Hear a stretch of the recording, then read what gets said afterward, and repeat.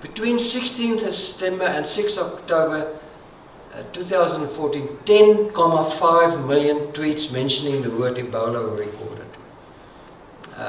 So you can see how it picked up. This graph will show you the spike that happened in America, where you had until the 30th September, and then the first announcement came of somebody who contracted Ebola in America, and then it spiked from 100 to 6,000. So suddenly they were barring their windows, and they were all doing all sorts of things, the Americans.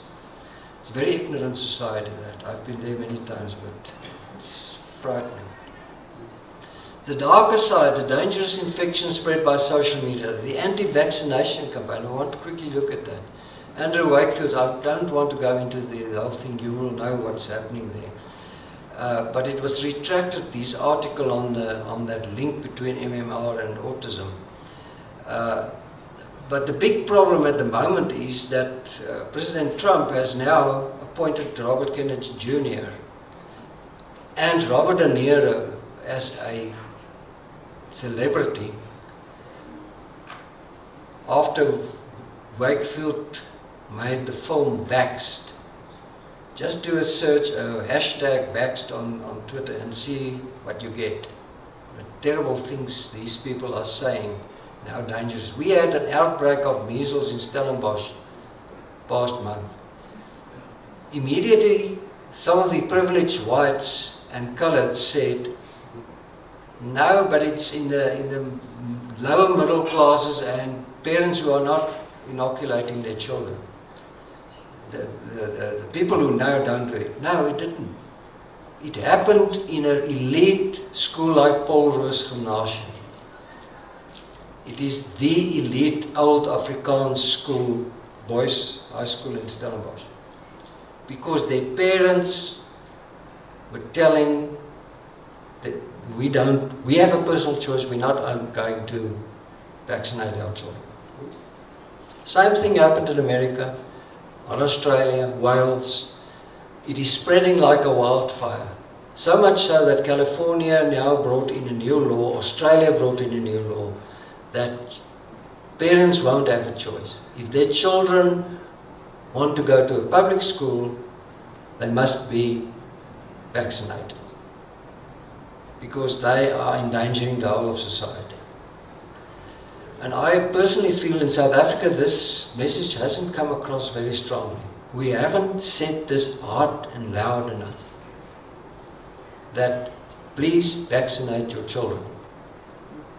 It is happening all over the place, and Stellenbosch was just an example of what happened. The darker side, the dangerous infection, the influence of celebrities on spreading quackery in general. Jenny McCarthy, she was a Playboy Center spread in the 1990s. Oprah Winfrey, who invited her on a show and calling her Mother Warrior, because she's the leader, Jenny McCarthy, against vaccinations. Robert Kennedy, I've already mentioned. Fortunately, that movie has been stopped in various places where they wanted to show it. But it will surface and people will download it from the internet. You can't stop these things. And I think science should immediately have made a counter movie refuting all these things Wakefield is saying. Wakefield has been scrubbed from the medical role in the United Kingdom. He's now suddenly a hero in some American people's eyes. And he finds a very willing audience.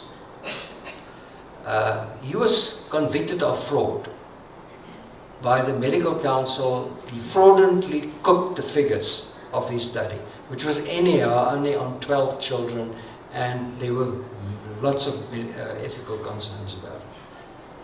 It was a totally flawed study. There's not one bit of proof that vaccinations cause autism. Not one peer-reviewed study shows that. And still this idea is going out there in the world. Gwyneth Paltrow with her weird ideas. I don't know, she's a good actress, but Tom Cruise, Helena Bonham Carter, Dame Judi Dench, Sir Michael Caine, I love them as actors. But for heaven's sake, their knowledge of science is. Sir Michael Caine, and then the doyen of them all, Prince Charles. Simon Cowell, Larry King, and hosting Deepak Chopra uncritically on his show. He invited Deepak Chopra after the 2004 tsunami.